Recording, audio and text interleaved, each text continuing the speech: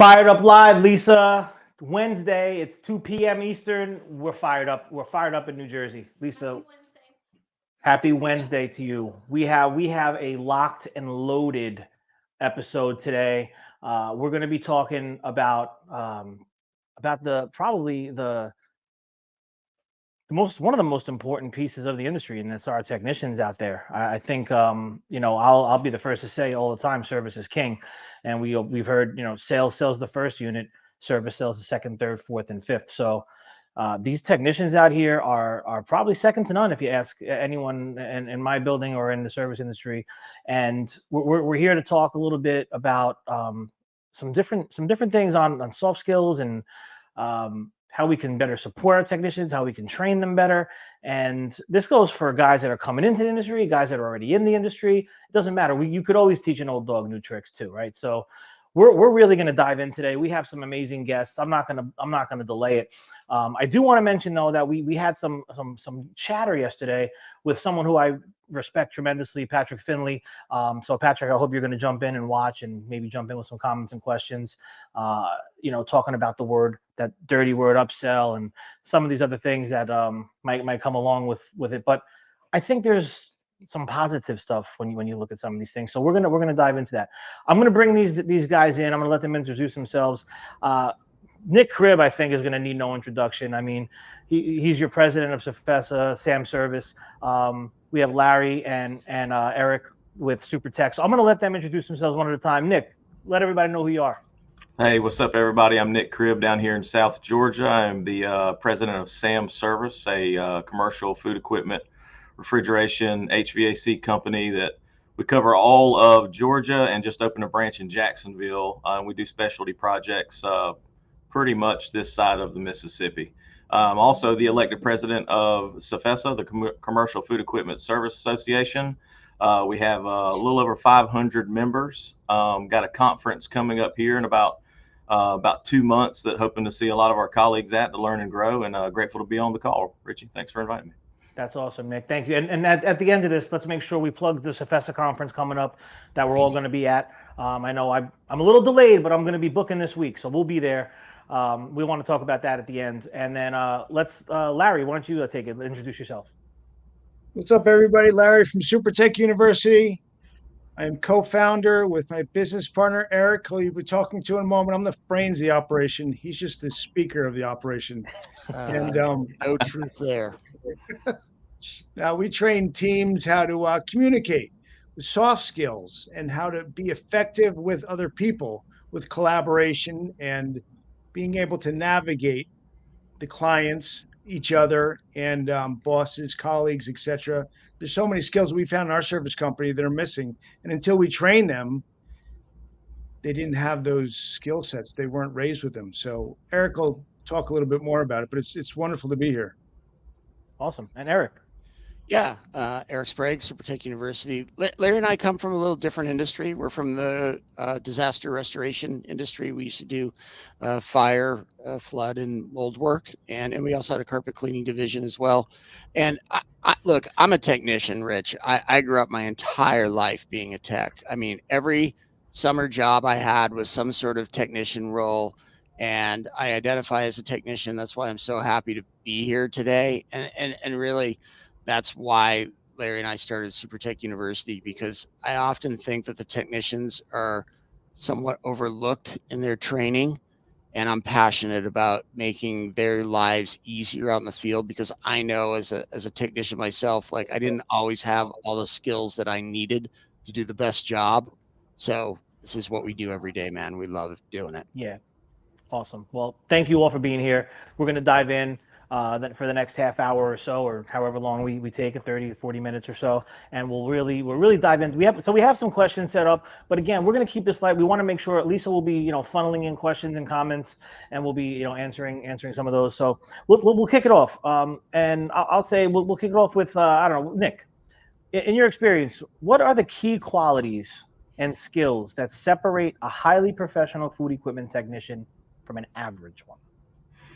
Well, first I'll answer that by saying, like, when I think about the employees at Sam Service, and I think about the technicians, I think about the dispatchers, the parts administrators, the We got customer service people, we got leaders of markets. Everybody's the same when it comes to worth, purpose, and value, right? Nobody's better than the other. Just because you answer a phone or you can turn wrenches or whatever it is that you do, everybody has the same worth, purpose, and value when it comes to being a human being.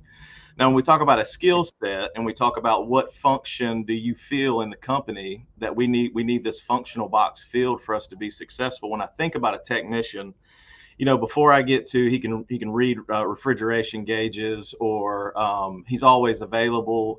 I kind of wrote down a couple things to me that kind of rose to the top. The first one was self-awareness. You got to have a technician that knows who they are. Yes. And that doesn't mean that they need to always be this perfect version of what I see as a technician. They just need to know who they are right then, right there. The next thing I need is for them to be rigorously honest, for them to be empathetic and very open about who they are and how they feel and what they aspire to be. No, not letting where they're at right now dictate anything other than what's really happening. The next thing I wrote down was they have the ability to retain information. So a lot of people can learn things, and you can learn things in different ways, right? I have some people that work here that learn really, really well online, and you hand them a book and they retain that information very well.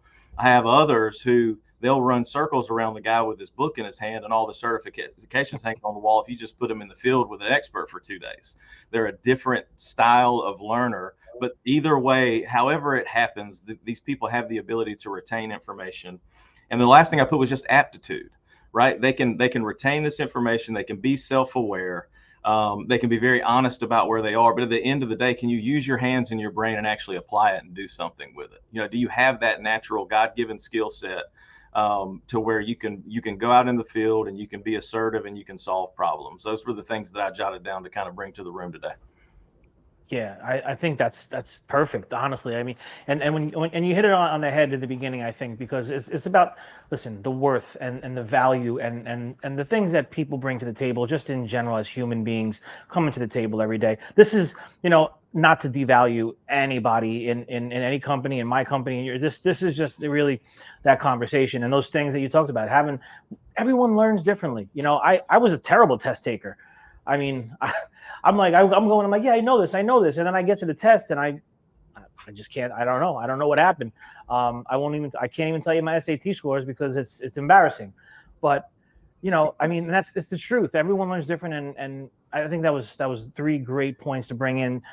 Larry, Eric, you guys want to jump in on this? Yeah, well, Well, go ahead, Eric.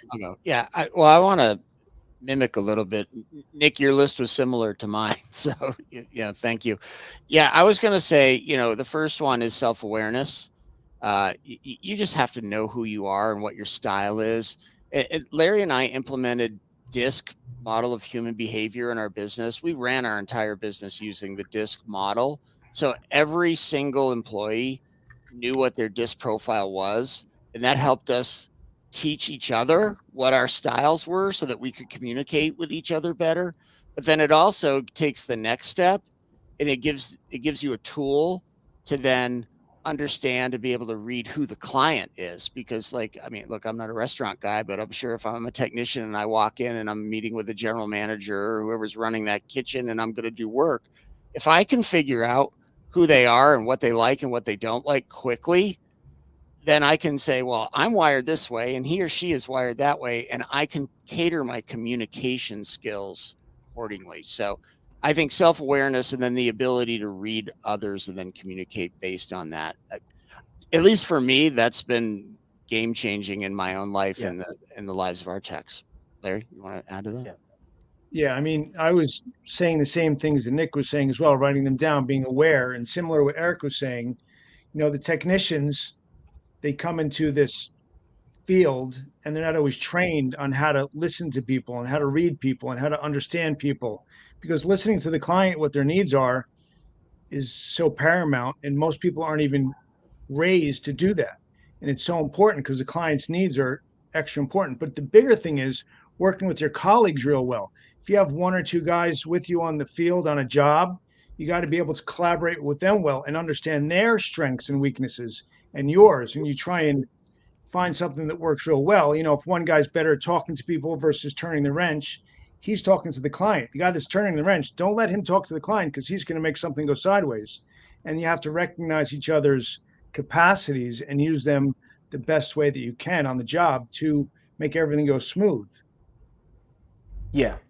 Yeah. And, looking at this too, and we're going to get on to the next question, but, from that, I do sometimes I have, well, not sometimes, I haven't talked about it in a while, but the gold collar part of it, we're not blue collar, we're not white collar, we're gold collar in this industry. And there's traits, and some of those traits I think are maybe God-given, or you're born with. Some of those things can be taught and learned and along the way. And for us, like, just talking about some of the key points of the highly professional guys that are out there, especially the ones that have been doing this a really long time. They're some of these things, like just core values, like showing up on time every day, being there to help the guy next to you or the girl next to you in whatever capacity that might be, understanding the commitment level that comes along with it, and how we treat people, leading with kindness. And it's not always easy. These are things that are not always easy, because everyone's going through stuff, everyone's going through life. And so I think some of those things too, but being self-aware and knowing who you are in every situation and where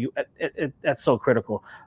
Nick, how does Sam approach training and development to ensure that technicians are well prepared and maintain that high level of professionalism?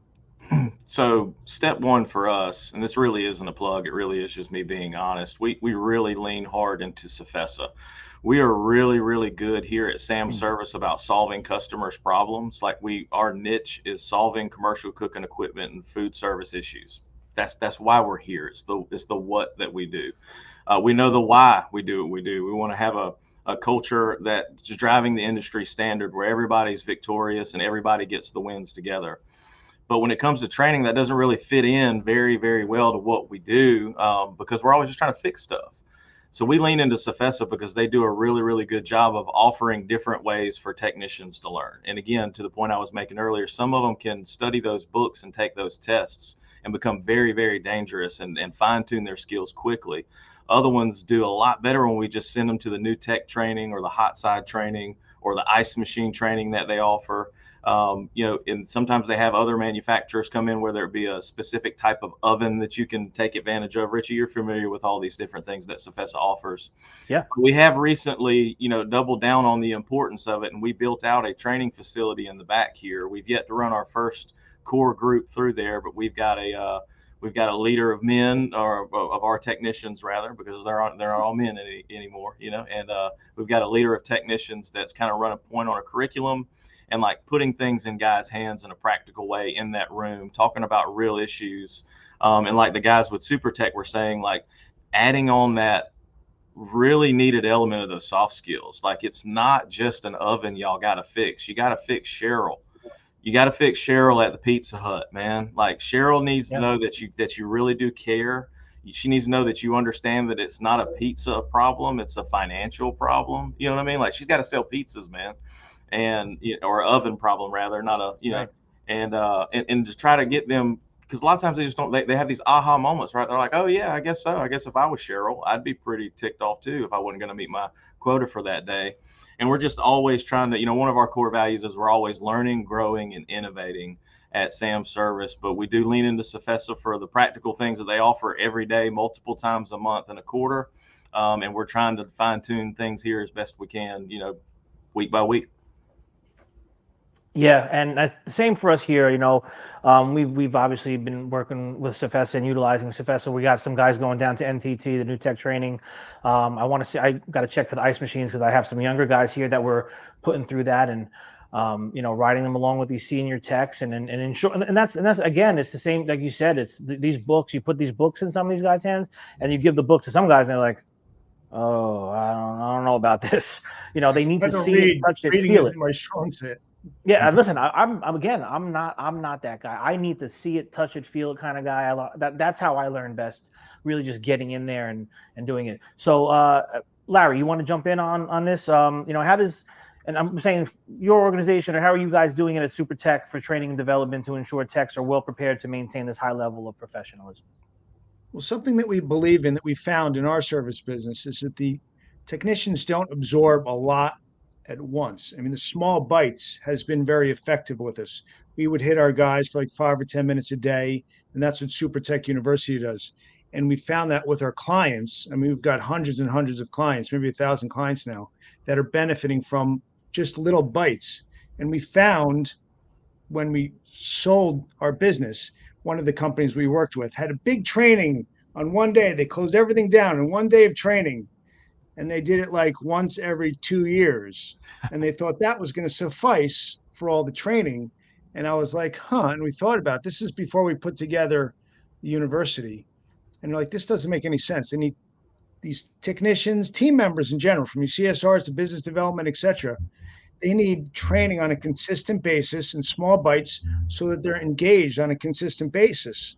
And we encourage all the other training beyond that. I mean, there's tons of technical training and other training that's necessary. I don't know the CFESA. That sounds really interesting.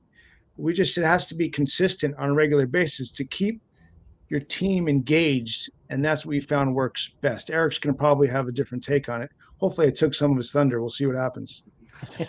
No, I mean, this is what we found, in our line of work, especially on the restoration side, everybody is having like the worst day ever.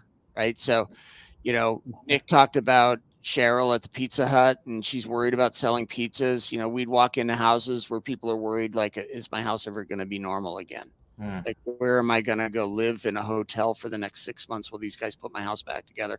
So what we learned was so many of our issues or problems were not technically related, right? Our teams were really good at the technical work, but a lot of it came from the communication and the soft skills and all that. That's where we started to learn that, like, we can change. It's actually a competitive advantage for us if our teams are really good at communicating, because we're going to get referrals and, good reviews and all that. So when we kind of figure that out, to get to your point, is I'm a systems guy. I got to have a system for everything. So our thing was daily meeting, daily huddle every single day. Even if we're running 2 shifts, we're going to have 2 before each shift. They're going to be like 10 minutes long, maybe 15 at most, because I need to go get out and make money. But we're going to talk about, like Larry said, a bite-sized piece of information.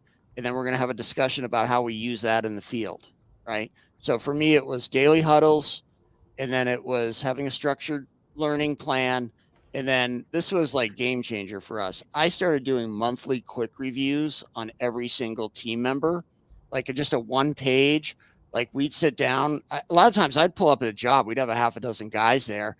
I'd just bring them out to the tailgate and we'd do reviews. But when you have a review every single 30 days, they can never get very far off course. Right. So it's less cruel to them than it's like, well, Steve is doing a bad job and I'm going to wait 6 months before I say anything. Well, Steve's so far off course by then, it's like hard to get him back. Or if I meet with him more frequently and have these kind of small, quick reviews, I can get Steve back to where he needs to be. And Steve's feeling better about working at my company now. Because what do we all want at work, Rich? We want to feel like we're winning the day. Every single guy wants to feel like he's winning at work. Yeah. Yeah, no, I mean, I talk about this with Josh Zolan often. We want to feel accomplished at the end of our day. Yeah. We want to feel like, obviously we all have purpose, and our purpose is big. And we talk about it here, and when we have our quarterly meetings, especially, I remind everybody, our jobs, our careers, what we do here every day is so important. I understand we're not saving lives, we're not doctors and nurses, but we're saving livelihoods, and we're keeping people in business, and we're keeping employees working, and we're keeping people eating, and everything we do, our decisions affect the person next to us. And it's getting guys together and communicating that effectively more often. I think I probably make more excuses for myself that why I don't do it as much as I should.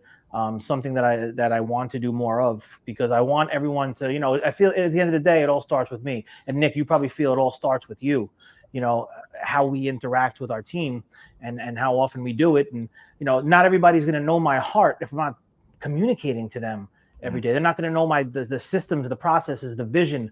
I have to be more effective in that. And I think that's a way we all can do it. Anything else on this? Yeah, I want to piggyback on that. Most of the technicians and team members that we find are technically oriented, and they want to learn the nuts and the bolts. They want to know how to turn the wrench. They want to know how to figure out the problems, but they don't always know how to communicate and do the personal problem solving.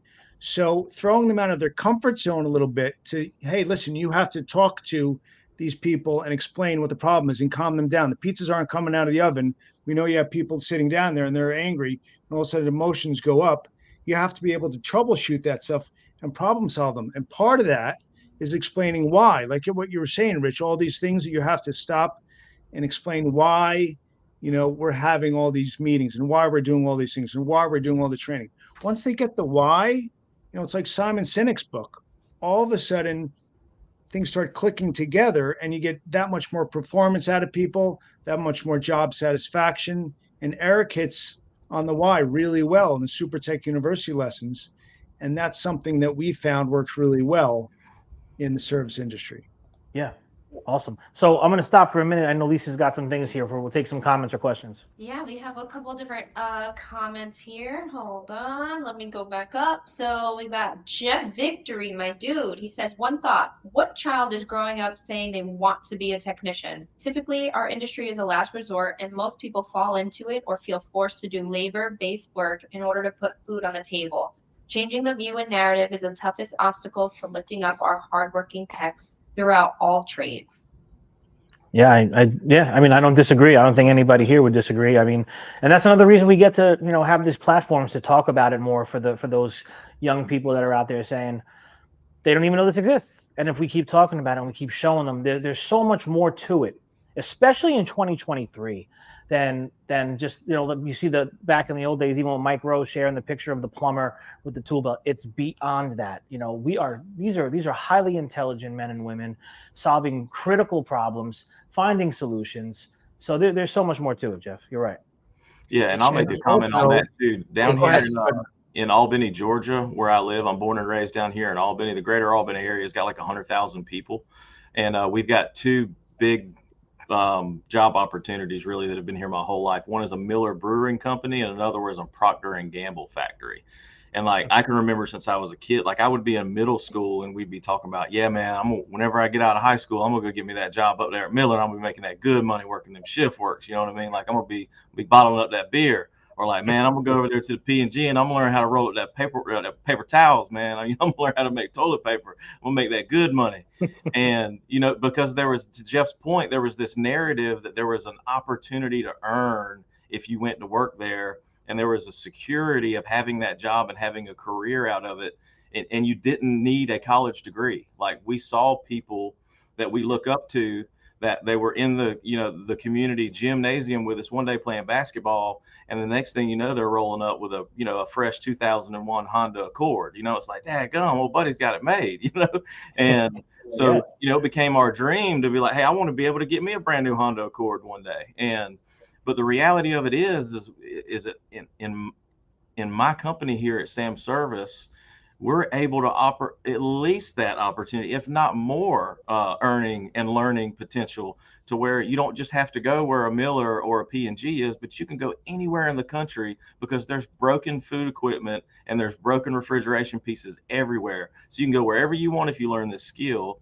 And then it's in a higher demand than it's ever been before. So if you learn this skill and you get really good at it, depending on what market you want to be in, you can demand a really, really good earning opportunity for you and your family that I don't think P&G's touching right now. I don't know if we can mess with their benefits package. I'm pretty sure it's like 120 years old, but still, you get what I'm saying. Like from a dollarly, standpoint, I can bring a guy on and pay him really good money just to teach him my business. I don't know if they're doing that across the street. So to Victor's point, it's a good one that we really do need to figure out a way to make ourselves attractive and sexy in that regard.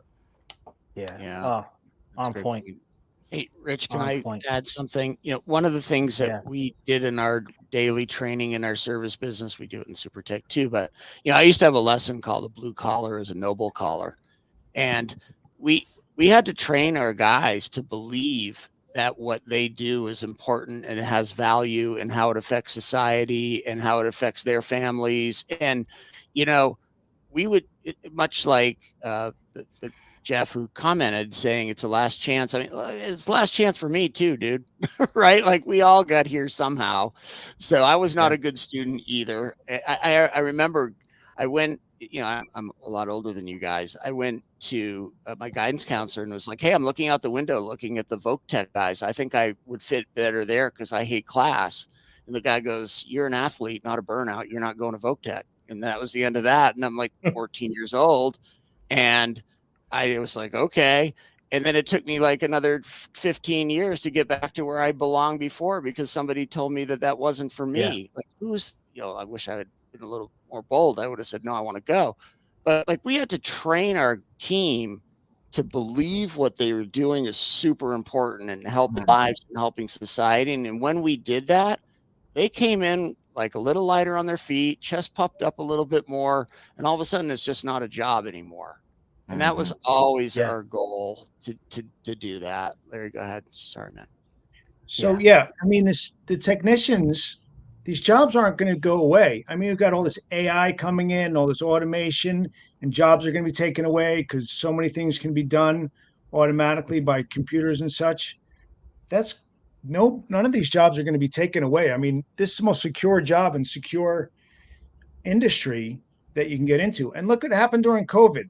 I mean, the restaurant industry was slowed down, but all the other industries had service people going to homes. There was still problems with plumbing, HVAC, whatever. I mean, they needed people to come in and fix these things, whether there was a pandemic or not. And so that's super important to motivate young people to get into the trades. Oh yeah. I mean, you look at it before a pandemic hit. I don't even never thought of a pandemic, but we would often, my father, this is recession proof, kid. This is the place to be. And now I think we kind of see it's pandemic proof. And of course numbers were down and things happened, but we all kept trucking. We all kept working. We had supermarkets, we had hospitals, we had places that needed to ensure that patients stayed off of paper and plastic and styrofoam. And it was real serious business, and we kept going. And that's another thing. If you're looking for security, you're looking for something that's going to be long term. I mean, this is in perpetuity. Nothing's being replaced here. So I double down on that. What else you got, Lisa? So this is a two-part question or comment actually that I'll bring in here. It is from Pat Finley. So he says, I will admit my issue was the upsell comment. I agree soft skills are not taught. I learned by fire. So I make sure all my trainees know it's the biggest part of our jobs. And then he went on to say, upsell has a negative image to a lot of service techs. I've never had to upsell anything to any customers. Just do the right thing. Have integrity and pride in your work. The rest will fall into place. Hey, well said. I don't disagree. I'm with you. All right, hold on. Hold on. I'd like to add to that. Like when we talk about upsells, like if you actually watch Super Tech University lessons, they're all about getting people only the things they need in an honest way with integrity, right? Like I'm a technician too. I didn't like selling stuff either, but a lot of times we go into houses or kitchens or whatever where we see things that people need. We should be bringing that to their attention. And there's a right way to do it and a wrong way to do it, and we try our hardest to teach the right way.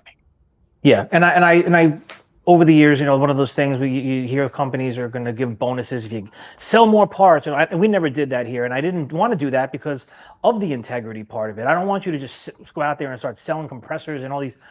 Those things are going to fail anyway. I want to be there long term, give them the proper service that they deserve. That stuff's going to fail at some point. We're going to get those sales. That's, for me, when I think of upsell, I'm thinking of stuff like you said. Even if you're just a hot side tech, I would often tell the guys, hey, listen, if you're in there and you see an ice machine that doesn't have a filtration system on it, pay attention. Hey, listen, sir, ma'am, I'm not here for this, but you should have a water filtration system on that to keep the integrity of your equipment. I'd love to snap a model serial, send it to my team and have them send you a quote on that, because I hate to see you lose that $8,000 ice machine. Those are the upsells that I'm looking for. And also the stuff what my father used to drill into me when we would go and we would change. Oh, listen, basic common gas stuff. You have a TS11, the base valves, the thermocouples. Don't just change the valve and don't just change the thermocouple. Change them both. We don't want that callback 2 weeks later when we should have changed one or the other. Yep. Those are looking ahead and doing this, things justice to the customer. So that's when I think of upsell. That's what I think. Well, me too. Same thing. Yeah, and sometimes it's just a trigger word, right? And I think that's what Pat's saying is like, hey, this word bothers me because I have it makes me feel like you're asking me to demand something from a customer that they don't need. When I think when we're using the word upsell on this call, all of us and the worlds that we're in, it's like, hey, we don't even incentivize our technicians on upsells. We just want to do pretty much exactly what Richie just said. We were working in a Wendy's, y'all, for 5 years on their hot side stuff. And finally, one day, they were complaining about the ice machine broken. I'm not even making this up. I know you just said ice machine, but and our guy said, well, we can fix the ice machine. They said, oh, I didn't know y'all did refrigeration too. And I'm like, God almighty, nobody ever brought it up. We're just rolling up in there every day, fixing the fryers, fixing the warmer. And we thought that they just had, somebody's brother-in-law that took care of the cold side. It's like, no, they just didn't even know. So, to Pat's defense, some, words matter. And sometimes, there are trigger words for people. And, it might be, if I was super tech and, I was working with a company and like Pat's, I would just say, hey, let's figure out another way to word this that's not this word, because you're not grasping it like you guys intend to, which I think is a integrity filled way to make sure people understand all you have to offer. Yeah. I mean, like in our service company, we didn't have guys on commission. Our guys got paid hourly, right? Mm-hmm. But our thing was that, just what you said, Nick, we used to talk about this all the time. Like, we're doing the customer disservice sometimes when we don't bring things up that they need. I remember I had a customer call me on a carpet cleaning job. I mean, she was bitching me out. And why she was angry was she had her carpets cleaned, and then my technician never brought up the fact that she could have protection put on that carpet so that it would last longer, not so much abrasion. The next year, my technician said, hey, have you had protection put on? Here's all the benefits. And then she was so angry that the guy a year ago didn't tell her what the benefits were. She was upset with us. So, add on, upsell, whatever you want to call it. I guess it's just more like bring up what people need to know so that they can at least be educated and then make their own decision on whether they want to do that or not. Yeah, 100%. What else you got, Lisa? I mean, we got a lot of comments here, so let me keep bringing them in. So Rusty, hello Rusty, he says fixing ovens is easy, but making the people feel valued is where trust is generated, and the customers buy from who they trust. We are all in the building trust business. Nailed it. 100%. Amen. That's exactly it. It really is. Thank you, Rusty. So we've got, well, and you're trying to build lifetime clients, not just transactions. Mm-hmm. Right. It's more value. True. So Peter Cryan asks, is anyone using learning management system for training and tracking of training? If not, with so many manufacturers and models, how do you keep track of what your techs are trained on? Nick, you want to? Yeah, Peter, what's up, my brother? It's a good friend of mine out there, trusted colleague in the food service world.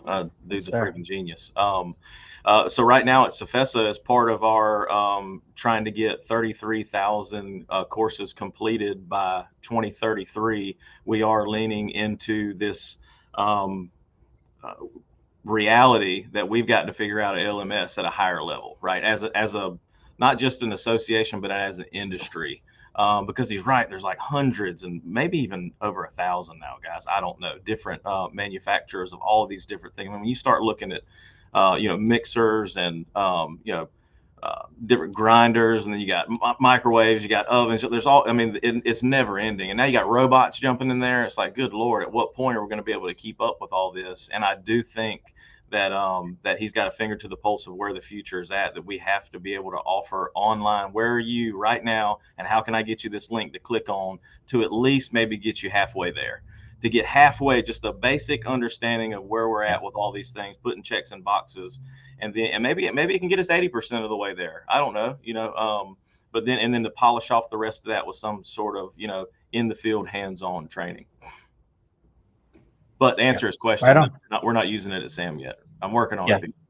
Yeah. No, and same here. We're not tracking that stuff. I think it's not that it's not important. I think it's just one of those things for us over the years that was kind of fell to the wayside, and as we grow and build and the industry gets, like you said, there's so much going on. We have to be really conscious of all these things. And down the line, we're looking to really begin to log those things too. So it's all stuff on the vision board. Yeah, we have an accountability part of SuperTech University to try and hold people accountable. There's a quiz that happens, and you can see the videos and when they're logging in and stuff. But it's something that you have to stay on top of your team and talk to them and engage with them on a regular basis to make sure they're absorbing it. And you can have an LMS with all the buzzes and whistles and everything. And we definitely could use some more buzzes and whistles, but it's engagement with your team on a regular basis because it works both way. Somebody's teaching them, but you have to hold them accountable that they're actually learning it and understanding it and processing it. Yeah. Awesome. So I'm going to bring in our brother Josh is coming here. Not sure where this fits or at all, but I just recently put my technicians through a leadership course, and it was immediately evident how much they were craving that type of soft skill development. Each one of them changed for the better because of it, because of how genuinely engaged they were. So with regard to coaching techs, don't overlook the value of leadership, even if they aren't in a leadership role. Yeah, I think I've seen Josh posted and talking a little bit about that. It intrigued me to start looking into that, and I think I even saw the guy you were talking to. So I think that's something that needs to be implemented. Especially when you're trying to build a culture around people and doing good and doing the right thing. And I talk often about how years ago it's like, well, this is just where you work. I go to work and I go home. I don't buy into that anymore. I feel like work and the job, this needs to be a place of solace. It needs to be a place where you can grow personal, where you can grow professional, where you feel good coming, where you can trust the people you're with, where you could be that ear or shoulder to lean on, where you get that the leadership training and all the different trainings that you need to continue to build and grow. So I have to talk to you more on that, Josh. Yeah, one of the things we used to do, Rich, at our company is I went and got John Maxwell leadership certified or whatever, just for our own team so that I could have the leadership skills for myself, but also to train others. So we used to do it every Wednesday night. That it was after hours. I would just use Maxwell stuff and have a mastermind group for leadership. And then anybody in our company could come and they could stay every week or they could go as long as they wanted to. And what we learned was we had certain people, technicians especially, that thought they wanted to be a manager. And then through the mastermind, we're like, I don't think I want to do that. I think I'd rather just stay on the truck. And I'm like, well, that's perfect, right? Because we don't want to put somebody in a position that they think they want, but they don't know what it actually takes. And now I've lost an awesome employee because now they feel like they're failing. Like that was a huge step for us. And it was also kind of identified who just was kind of wired to lead and liked leading. So we would find our next service managers and crew chiefs that way. So it was just an easy way for us. I mean, it was just, we do a couple hour and a half every Wednesday night. And it was game changing for our company. Yeah. Yeah. The second thing that I need the most at Sam Service, other than, technicians, is leaders. I need people that can take a group of people from one place to another. Right. And to Josh's point, sometimes I might have 6 of them. And if I don't put them in a setting like Josh did, you might not never know. But one of the most beneficial things that I've seen, I used to teach this middle management leadership class at CFESA, and people would come in, getting promoted into their first level with, some influence and some authority. And I would start explaining to them the concepts of leadership. And they're like, man, so whenever things go wrong, I have to take the blame. And whenever things go really well, I have to give all the credit away. It's like, yeah, that's pretty much how it works. And whenever anybody's got a problem, I've got to be the one that solves it, or at least helps them, navigate through what it is. Like, yeah, that's your job. That's what this looks like now. And what I found was that some people would say, you know what, in regards to, like, I always equate things to like sports, right? So I've always been a basketball nut my whole life. And like I've named so many NBA players, it takes up a ridiculous amount of my gray matter in my brain. But I just know that there's some players that have been very, very, very good basketball players, like Hall of Famers.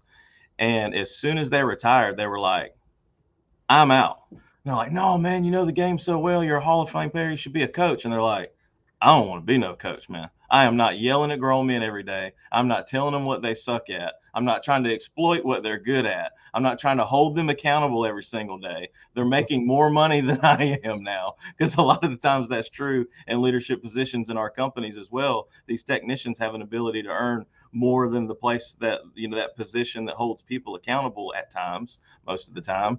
And it's did you sit and worth the squeeze? So sometimes it just helps with that self-awareness. It's like, go be like, tell Mr. Tech or Mr. Dispatcher or Miss Billing Clerk or whatever it looks like, go be a Hall of Famer. You don't have to, being a coach isn't what defines winning. Being a really, really good player and being a part of a winning organization is what defines winning. Go freaking win. Let's get some trophies, and then find out later if that's what you want to do or not. So thanks for bringing that up. Did I just get fired up? Did that just happen? Thank you, Zola. You are fired up right now. I love it. All right, so let me bring in another repeater question. Great job, Rich, my brother Nick, Eric, and Larry. How do you recognize and keep your techs motivated or inspired? There's a lot of different ways. Obviously for us, and not for us, for I think for every market, pay is going to be king. You have to make sure that you're paying your technicians properly and competitively with regards to the market. I don't do any kind of incentives. I don't do any of those things again. And that we give bonuses. We're having family day in August. We're having our big Christmas party, our awards, our giveaways, all these different little things we do. For me, benefits. You look at the medical. We were paying 80% of a platinum medical plan right now. We're working towards paying 100%.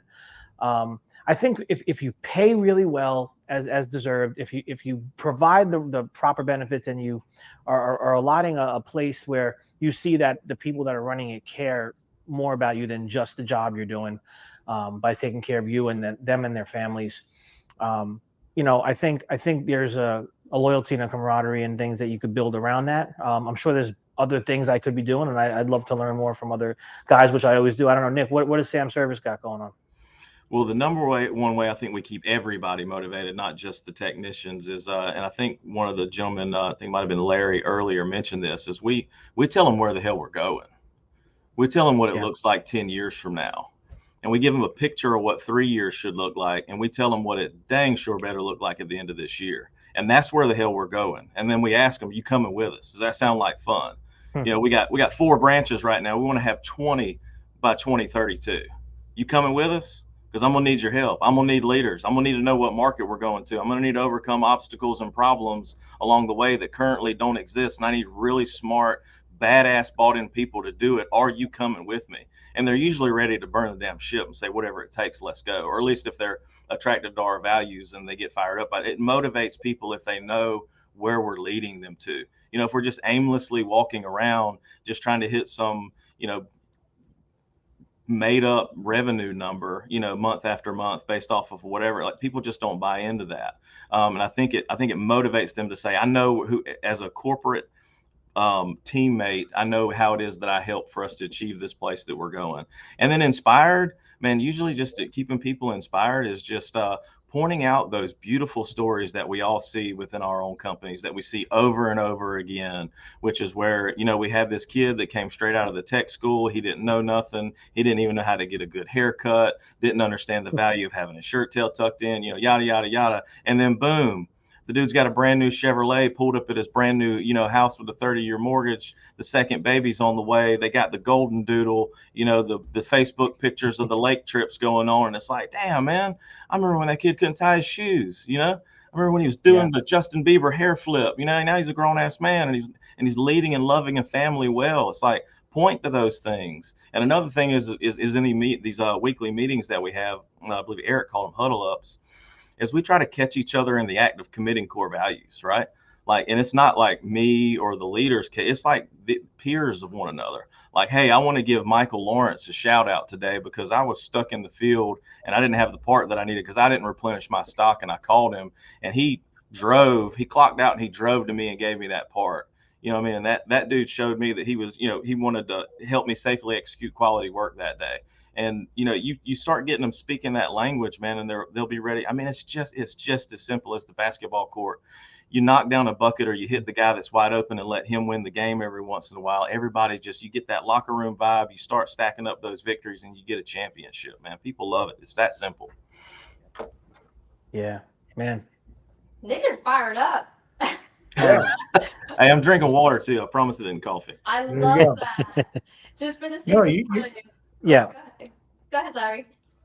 No, well, Nick's great. He's creating a mission for, like, this latest generation isn't worried about exactly their pay as much. Not to say what you weren't saying. I mean, they're concerned about their pay, what you're talking about, Rich, but they're more concerned about being on a journey, that they're going somewhere and there's opportunity. I mean, if it's not Yeah. managers or being in business development or sales or CSRs or account, I mean, there's so many opportunities. And when you're growing, when we were growing, people didn't want to leave us because they just want to latch on and just enjoy the ride and just see the opportunity and the energy and the camaraderie that Nick's got coming out of him is what everybody feels. And that Yeah. shows an awful lot to your team. It gets them motivated to come to work every day. And if everybody's happy to come in there, I mean, it's unstoppable at that point. It's wonderful. So what Yeah. you're saying, man, is great. I'll And call it's you fun, gentlemen right? too. It's Gentleman fun. Nick. Well, and you gotta care for your people too, right? Like, so, we used to call it our MVP, mission, vision, and purpose. So we'd share that. We had mission statement Mondays. Every Monday we were talking about our mission, right, in our huddle. But more than that, and I think Larry and I did a really good job at this. I'd like to think we did, is we really cared about our team. Like, we spent an inordinate amount of money, time, effort on our team because we wanted to have them stay for life as long as they were fitting our culture. I know everybody throws the word culture around, but like, we really put a lot of energy into our culture. And Nick obviously has been putting a lot of energy into his culture. And Rich, I know you do.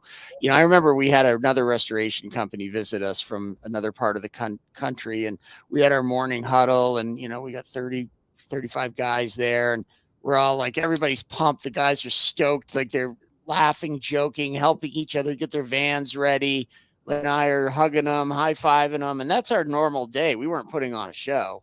And I remember everybody left, and we were just standing in the warehouse with these people, and they had a company that had a lot of problems, and they're like, you actually like your employees?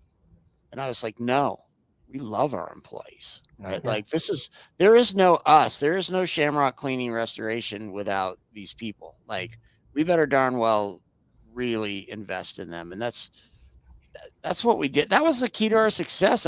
Honestly, it was just, I used to go on the shop every afternoon, like around 4 is when everybody started coming back in, 4 or 5. And I used to, not every single day, but I would make it a point for my techs. I'd go out and just help them unload trash, vent to me about LA traffic or the hard customer they had. And, basically, give them a Gatorade and tell them it's going to be a better day tomorrow. And, like, those are the things that keep people in your business too. Like, they're not going to go leave you for $2 an hour at somewhere where they're a number. There's not. Mhm. I agree. And I've seen, when I was visiting you, Rich, I could see you interact with your people, that you obviously cared for them and you do Oh, fun things with them. oh, yeah. I mean, look what you did on Halloween. What did you dress up as, Freddy or somebody like that? And you stood in front of Malachi your cares, place. bro. That's right. Exactly. Right. Actually, it's right on my back somewhere, I think. Yes, it is. Yeah, there's That's a right. Yeah. QR code Yeah. on your shoulder right there. That's right. The other one. There you I go. don't want to I don't mean to but we are, we usually block this off for an hour. It's already been 50 minutes. So Such a good conversation. it's been awesome. I did have 2 more questions. I don't know if we can get, I'll ask quick, maybe 1, 2 quick things. Sharing a memorable success story for a food equipment tech. Nick, I guess it would be to you, who demonstrated exceptional professionalism working with a client. I don't know if there was anything that you had. Yeah, I was going to flip the script on this one. I recently heard another story that's the exact opposite, and I think you can learn the same thing, sometimes flipping things on their head. And Jim Eason that works here, he runs operations for us. The dude's brilliant. I feel like I report to him, to be honest with you. The dude's awesome. And he told me this story recently of a buddy of his he knew that had done very well in life and went to stay at this resort and was there for like 5 or 6 days. Took his whole family. It was a nice resort. They took in the spa. They took the kids to the pool, and they spent thousands and thousands and thousands of dollars there. Right, just really took it in and cared a lot about it. Had a good experience. Buttoned up and left. And when they got back home, you know, hopping on a plane, getting back home, one of the little baby had forgotten their like coveted little toy. It was time to get in the bed, and they're like, "Where's my, boop boop, whatever." And they were like, "Dad gum." So they called the resort and said, "Hey, can you look and see if there's this little furry animal thing?" And they said, "Yeah, we found it." And they said, "Okay, well, we can get that to you, but it's going to be $15 shipping, and it's not going to go out till tomorrow. And we do need to get you back to the front desk to verify your address or whatever it is." And this guy's on the phone like, "What are you talking about?" He's like, "You send me wherever you need to, and you tell me how to pay this $15, and you lose my freaking number." And he got his kid's toy back. But the point is that when we're in these restaurants and they're spending thousands and thousands of dollars with us, I hope we never get so arrogant or ignorant that we don't forget some of those opportunities when we show up and flip a breaker, that we say, "Hey, you know what? This bill's on us. Next time, tell your cook to check the breaker. Thank you for calling us and doing business with us." You know what I mean? Or, the layups like that, because the way you can make a person feel by being legalistic and like black and white process oriented is they think you don't care about them. And I don't think they're wrong, by the way. I don't think you do care about them if you're not meeting them in the middle. So I just thought that was a really cool story, kind of flipping the script, showing you how bad it can be, with a bad experience versus very simple. Man, you know how much more money that dude would have spent if they'd have just said, "You know what, Yes. Mr. Mark, I'm going to put that thing in the mail. I'm so sorry your baby's going to have to sleep without this tonight, but it's on the way." $15 might have cost them $20,000 spend the very next year. Yeah, and I just this in the same instance. We're not going to give the whole story, but we have a tech support manager who's a technician coming off the road, and now he's in-house doing technical support management work with us, and he's getting involved in the operations of it all. And a customer of ours, they don't spend an enormous amount of money. They might do a few $1,000s a year. Listen, it's still money. We're taking it. We need to provide the right service, but there was an issue with where they believed that we should have came with the part on the initial thing, because he called in and said, "Hey, Rich, maybe it could be this, could be this." We didn't go with anything. We didn't do any of that. He's fighting. I should have. I said, "Listen." He's like, "We would make this guy pay." I'm like, No. I said, "Get rid of the first trip out. It's fine. Listen, we did the repair. We changed the expansion valve. We did what we had to do. That was a $1,200 bill. Let this go. I don't want to be a revolving door to that customer. I don't want to be a revolving door to any customer. They're going to remember that we got rid of that trip charge. We got rid of that initial labor for the guy to go in and do the diagnostics, that he wanted us to bring certain things with us, and we didn't. And listen, we're not going to be bringing expansion valve, all these different. There's so many different ones. We didn't know what we were walking into.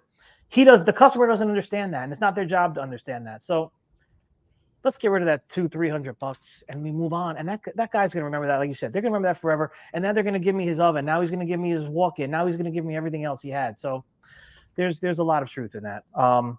The last quick one. What message would you like to convey to aspiring technicians considering a career in, I'll say the trades? It could be the commercial food equipment, the trades, regarding the value of professionalism in their work. I don't know if Super Tech, you guys want to take something on this here. Number one, and I know Josh is chimed in.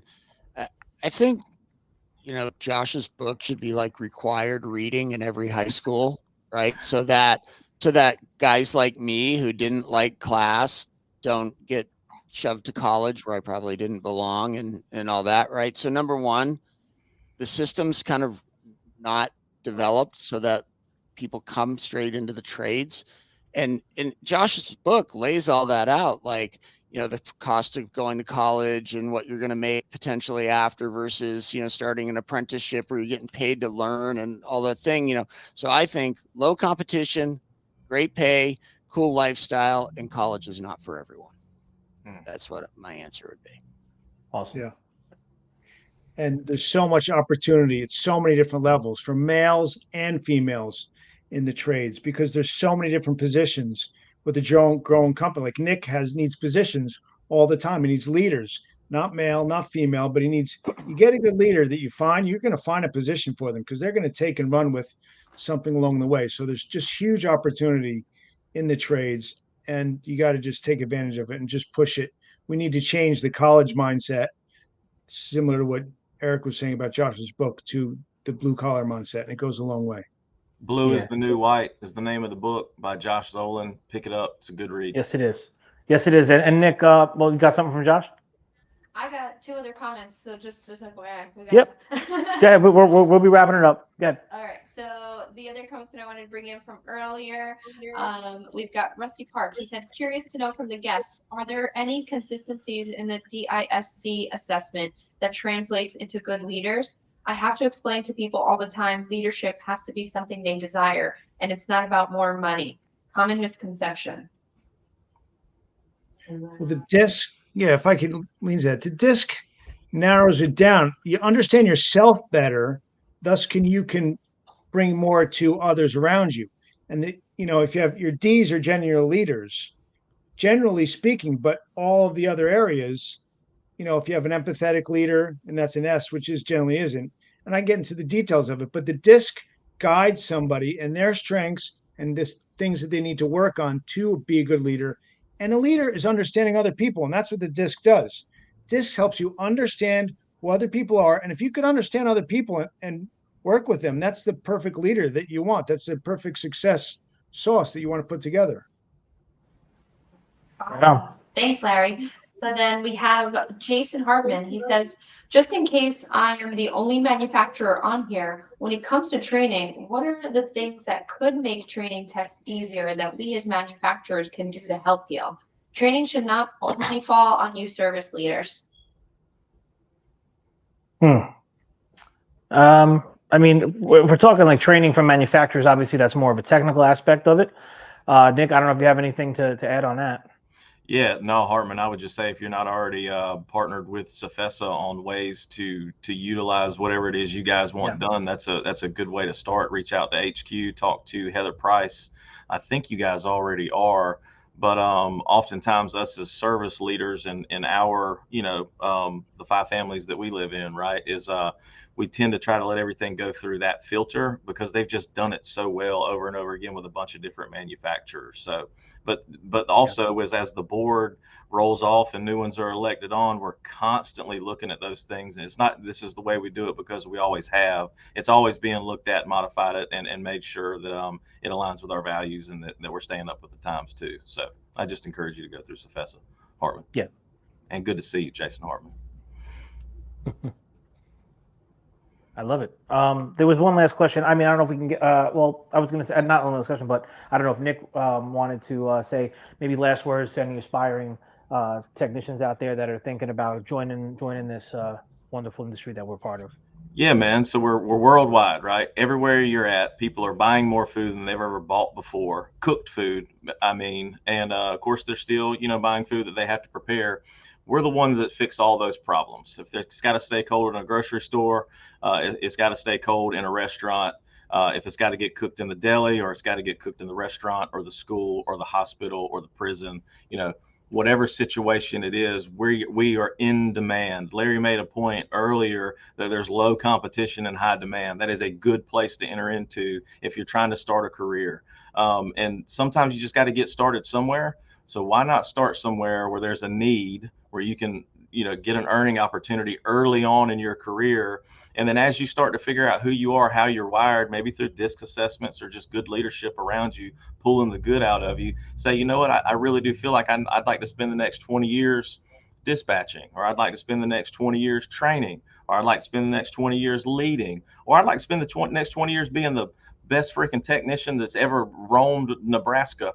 Whatever the hell it is, you got opportunity there. We need your help. It's an admirable trade. It's not going anywhere, and we're dying to pay you good money to come and try.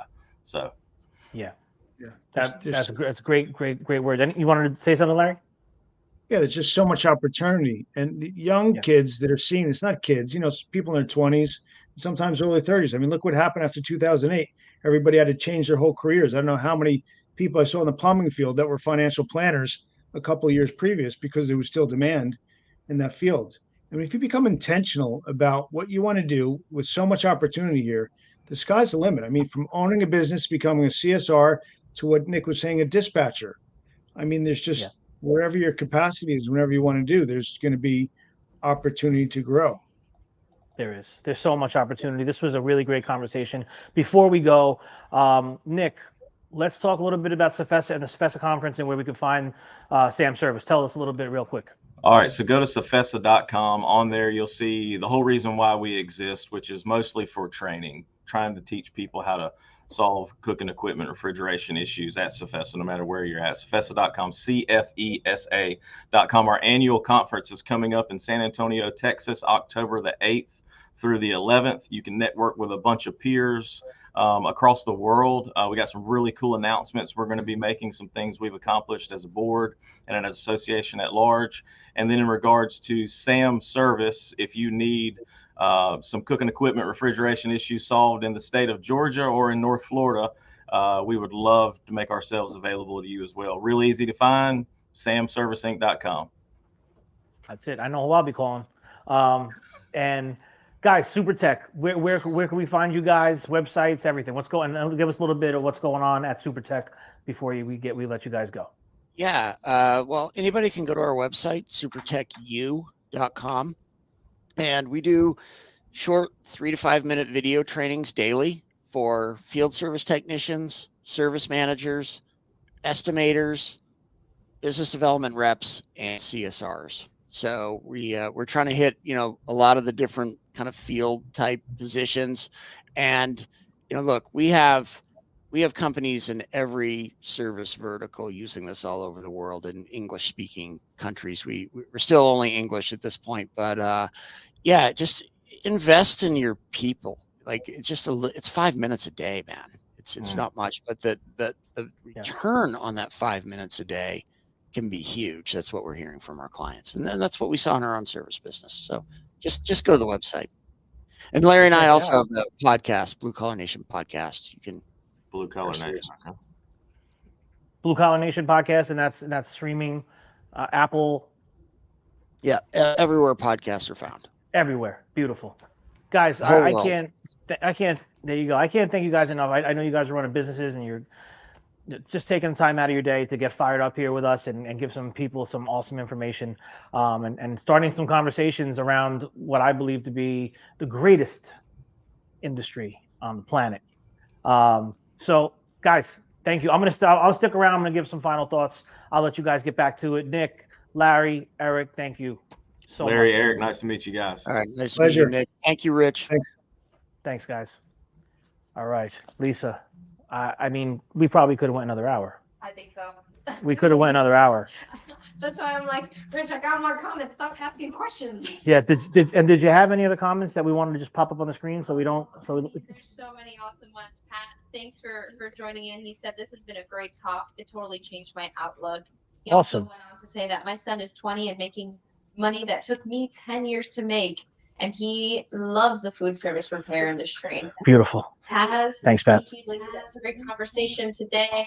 As always, fired up. My brother. And then we've got, just a lot of people saying they were fired up. Yeah, awesome. Okay, awesome. So that's. I mean, thank you everybody for your participation, your comments, your questions. This is what keeps fired up going. So thank you so much. Listen, the closing thoughts for me. When it comes to technicians, again, the lifeblood of the industry in my eyes. Service is king, and these guys that are out here, it's often a thankless position. So make sure if you see a food equipment tech, an HVAC tech, guys in these trades, thank these people. They're Mike Rowe said had a wonderful quote that I constantly remind myself. These are people out here in the trenches working hard, making civilized lives possible. We take for granted sometimes that we get to sit down in a restaurant and a beautiful steak is brought to us. There could have been a Sam service or a Maliki service tech there an hour prior, making sure that the broiler was working and that all the refrigeration was in line so they could serve people safely. HVAC, the comfort we have these are all things that are absolutely taken for granted until they're gone. So we need to make sure that the next generation knows we're here. So this is we're gonna keep talking about, Elise. We're gonna keep talking about it. We're gonna keep getting fired up about it. This is just one of many conversations to come this season on Fired Up. What do we have next week? Do we know?